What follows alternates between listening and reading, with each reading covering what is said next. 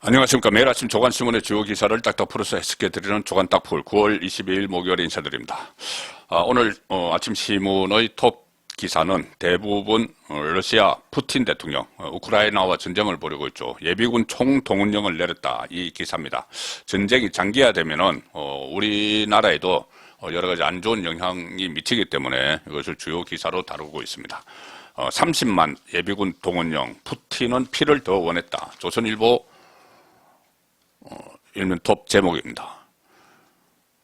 이 우크라이나와 러시아의 전쟁이 좀 장기화되는 그런 상황으로 좀 돌입을 하고 있죠. 최근에 우크라이나가 반전을 했다, 뭐 이런 이야기들이 나왔었는데 수세에 몰린 푸틴이 이것을 뒤집기 위해서 2차 대전 후에 첫 동원령을 내려서 전쟁 장기화를 예고를 했다. 그리고 또 위협받으면 모든 수단을 쓸 것이다. 허풍 아니다. 푸틴이 이렇게 이야기했습니다. 그래서 핵무기 협박까지 했다. 자, 이런 기사인데, 자, 우리나라에도 이 상황이 많은 영향을 미치고 있죠. 그런데, 우리 정치권에서는 지금 총성은 없지만, 정치 전쟁이 벌어지고 있습니다.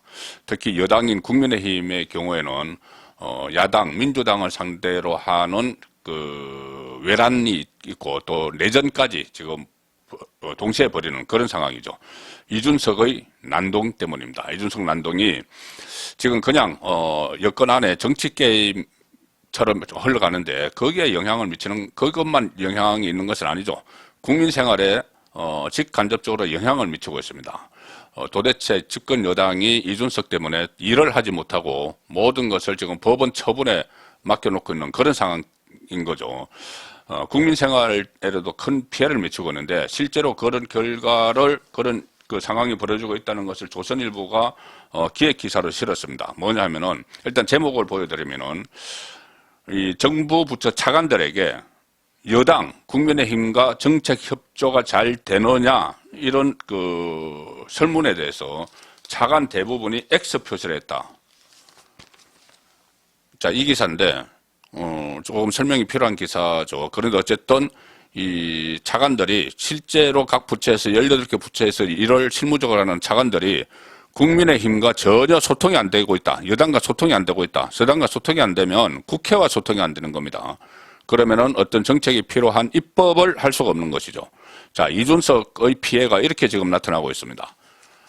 이 기사 내용이 뭐냐 하면은, 윤석열 정부 18개 부처 중에 다수가 여당인 국민의힘과 정책 조율함에 겪는 어려움을 지금 호소하는 것으로 나타났다. 이 기사입니다. 이준석 징계 문제, 내홍이 여권 리더십 부재로 이어지면서 공무원 사회를 비롯해서 국정 전반에 악영향을 미치고 있다. 자, 곧 국정감사가 시작되고 연말에 예산국회가 진행이 되는데, 그것을 앞두고 당정 간의 소통 부재, 이런 우려가 커지고 있습니다. 이준석 리스크가 이런 식으로 지금 작용을 하고 있는 거죠. 지금 정부에서는 매주 목요일 오후에 박문규 국무조정실장이 주재하는 이 차관회의가 있습니다. 차관회의가 있는데, 그 차관회의에 참석하는 부처 차관들에게 5가지 질문을 지금 받고 있다고 합니다. 뭐냐면은, 이 곧 발표하라는 정책과 계획에 위험 요소가 있는가, 뭐 이렇게 쭉 하면서 5가지를 묻는데, 4번째 질문에, 그러니까 국무조정실이 차관들에게 묻는 거죠. 4번째 질문에 여당, 국민의힘과는 사전 협의를 거쳤나? 어떤 정책을 입안을 할 때 사전 협의를 거쳐야죠. 거쳤나? 그러니까 체크리스트입니다. 체크리스트가 있는데, 지금은 여러 가지 혼선이 있고, 정부 출범 초반 불거진 실책을 되풀이하지 말자는 이런 취지로 이 체크리스트를 하는데, 매주 열리는 회의에서 각 부처 차관들이 칸마다 동그라미 또는 가위표를 치고 곧 발표할 정책에 대해서 열띤 토론을 하는 모습이 지금 자리를 잡고 있는데, 유독 국민의힘과 사전 조율했는지 묻는 칸은 차관 대부분이 가위표를 친다. 그러니까 여당과 어떤 정책 협의 없이 그냥 진행할 수밖에 없는 이런 악순환이 되고 있다는 거죠. 이준석 리스크입니다. 본인이 어떻게 정치적으로 재기를 하기 위해서 본인 때문에, 본인의 성접대 때문에 이렇게 문제가 됐는데, 혼자 정치적으로 살아남기 위해서 온갖 분탕질을 치는 이준석의 철부지 행동이 이 국가 정책에도 악 영향을 미치고, 그 피해는 고스란히 국민에게 가고 있죠. 자, 지금도 혼선이 계속되고 있습니다.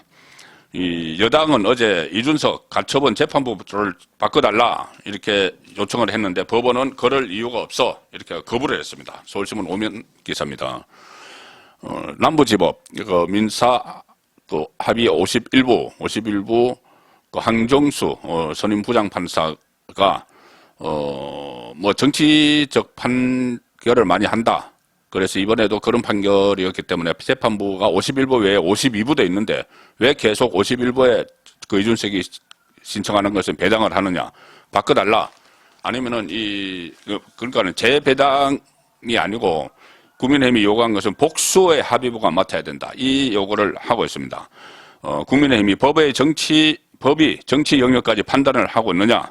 자, 이렇게 지적을 하면서 서울 남부지법 내 신청 합의부가 민사 51부 수석부장 항정수 외에 민사 52부 부장 이영풍도 있음에도 이준석의 가처분 사건을 51부에만 배당하는 것은 공정성을 의심하기에 충분하다. 재배당을 요청을 했습니다.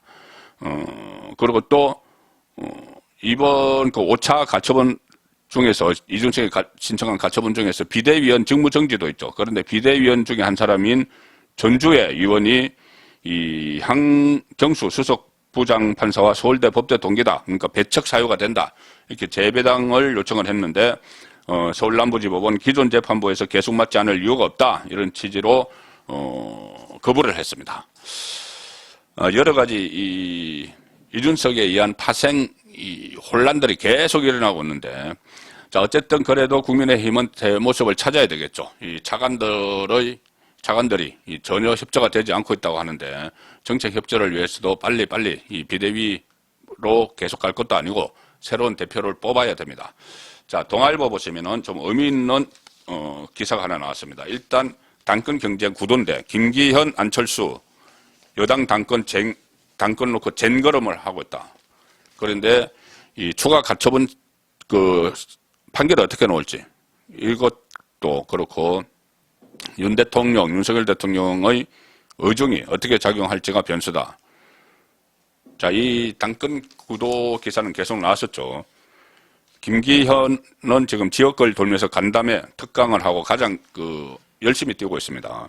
안철수 의원이 또 사실상 당권 도전을 선언을 했죠. 그래서 대구에서 어제 홍준표 시장을 만났고 원외에 있는 유승민, 나경원도 출마설이 있다. 그리고 이 권성동, 윤상현도 배제하지 못한다. 자, 그런데 동아일보 기사 중에 이게 있습니다. 국민의힘 내부에서 한동훈 깜짝 등판설이 있다. 당대표로 한동훈. 자, 지금 법무부 장관인데 이 비대위 활동을 한 연말까지 하고 뭐 내년 2월이나 이때 전당대회가 열리면은 그때까지 법무부 장관을 하다가 한동훈 장관이 정치인으로 깜짝 변신할 수 있다. 이 이야기입니다. 동아일보가 취재한 기사 내용은 이렇습니다. 전혀 예상치 못한 후보군이 등장할 수 있다는 관측도 있다. 김기현, 안철수, 유승민, 나경원, 권성동, 윤상현 외에 자, 여권에서는 본인의 의사와 관계없이 한동훈 법무부 장관을 둘러싼 다양한 시나리오가 거론된다. 자, 한동훈 장관이 이 정치를 할 것이라는 것은 계속 여러 다각도로 분석이 되어 왔죠. 심지어 다음 대통령, 아직 뭐 한참 남았지만 다음 대통령 후보군에도 포함돼서 여론조사가 실시가 되기도 하고 민주당에서 한동훈 경제력이 떨어졌다 이런 이야기까지 나오고 있습니다. 자, 수도권 총선 승리를 이끌기 위해서는 보수 지지층뿐만 아니라 중도층 표심을 자극할 수 있는 필성 카드가 필요하다. 내후년 총선에서 그 필성 카드로 한동훈 법무부 장관이 꼽히고 있다는 겁니다. 자, 여권 핵심 관계자는 한 장관 등판설에 대해서 일단은 소설 같은 이야기다 이렇게 이야기를 했지만 총선 출마 가능성은 높게 보고 있다. 그러니까 한동훈 장관이 당장 내년 초에 전당대회에 출마해서 당대표로 나서는 데 대해서는 소설 같은 이야기라고 하지만 그런데 정치권에서는 소설 같은 이야기가 현실이 되는 경우가 상당히 많습니다. 당장 그 윤석열 대통령도 검찰총장 때 뭐 대권 주자 막 이야기가 나왔을 때 거의 소설 같은 이야기였죠. 그런데 지금 현실이 됐습니다. 자, 그래서 일단 그것은 소설 같은 이야기지만은 총선 출마 가능성을 높게 보고 있다. 그러면 정치를 할 거라는 이야기죠. 이 더불어민주당 이재명 대표에 대한 검찰 수사가 마무리된 후 향후 행보를 가늠할 수 있을 것이다. 자, 이렇게 해서 한동훈이 조기에 정치권에 등판할 수도 있다. 워낙 국민의힘이 어지러운 상황이기 때문에 자, 그런 분석까지 나오고 있는 겁니다. 이해찬 민주당 전 대표 이해찬 전 총리 있죠. 문재인 정권 초기에 20년 집권론, 영구 집권론 이런 이야기를 막 하고 다녔는데 최근에 좀 조용하다 싶은가 했더니 책을 한 권 냈는데 이 해고록입니다. 해고록도 편파다. 자, 그래서 뭐 여러 가지 논란이 있는데 그 뭐 별로 제가 소개해드리고 싶은 생각은 없지만 여기에 한동훈 법무부 장관 얘기가 나오기 때문에 제가 책 내용을 좀 잠깐 소개를 드릴 겁니다. 진보 좌파 진영의 한동훈 경계심이 여기도 묻어 있습니다. 중앙일보가 윤석열 검찰총장은 인사 실패다 이렇게 이야기한 이해찬 편파 해고록 논란 이렇게 보도를 했습니다. 해고록조차도 편파적이다. 그 윤석열 대통령 문재인 정부에서 검찰총장으로 서울중앙지검장으로 발탁한 이 윤석열 대통령을 뭐 인사에 실패했다 뭐 이렇게 깎아내렸는데 윤석열 대통령 당선에 대해서 심지어 이렇게 이야기합니다. 왜 국민은 이런 사람을 선택했을까? 국민 폐엄화 발언이죠. 그리고 부동산이라는 물질적 욕망이 깔려있고 의식도 보수화됐다 이렇게 분석을 했는데 그 다음에 한동훈 이야기가 나옵니다. 보수적 엘리트 카르텔도 함께 이 윤석열이 당선된 원인으로 지목을 했습니다. 그리고 한동훈 같은 인물이 카르텔의 중심에 서게 됐다. 강남 3구 출신, 특목고 출신, 스카이 대학 출신이 공무원 사회의 주류를 이루게 됐다. 본인들이 이제 집권을 못하니까 이렇게 됐다. 이렇게 하면서 어쨌든 한동훈에 대한 극심한 경계심을 이해찬이 표출했습니다. 자, 이번 윤석열 대통령은 지금 미국을 방문하고 있죠. 미국 방문인데 유독 이번에 한일 정상회담이 성사되느냐 마느냐 여러 가지 이야기가 있었는데 일단 아침 조간신문 상황은 조선일보 같은 경우는 한일 정상회담 막판까지 신경전 한미는 약식회담을 할 것 같아. 자, 이런 그 기사가 나왔고 지금 뭐 다 결론이 났습니다. 경향신문 진보 좌파 성향이죠. 한일 정상회담 놓고 끝까지 신경전 윤석열 정부 외교력 시험대. 자, 마치 한일 정상회담이 성사 안 되기를 바라는 듯한 그런 논조가 계속되고 있죠. 일단 한미 정상회담을 말씀드리면은 이것을 세계일보가 보도를 했습니다. 바이든 회담 줄 취소에도 윤석열과 별도 만남, 한미 신뢰를 보여줬다. 바이든 대통령이 당초 큰 일정에 그 미국 대통령은 뭐 일정이 계속 한 몇 년 전부터 돼 있죠. 엘리자베스 영국 여왕 그 국장에 참석하느라고 서둘러 하는 바람에 뉴욕에서의 그 유엔 총회 일정을 하루를 줄였다고 합니다. 하루로 줄였기 때문에 기존에 예정됐던 수십 개 나라들과 정상회담을 다 줄줄이 취소 변경을 했고 윤석열 대통령과의 한미 정상회담도 당초에 한 30분 하기로 되어 있었는데 뉴욕에서 열린 한 회의장에서 약식 회동을 했습니다. 윤석열 대통령과 바이든 48조 정도 대화를 나눴다. 그런데 오후에 또 바이든 주최 리셉션이 있기 때문에 추가 회동 가능성이 있다는 것이고 윤석열 대통령과 기시다 일본 총리 회담은 약식 회담 형식이지만 30분 동안 진행이 됐습니다.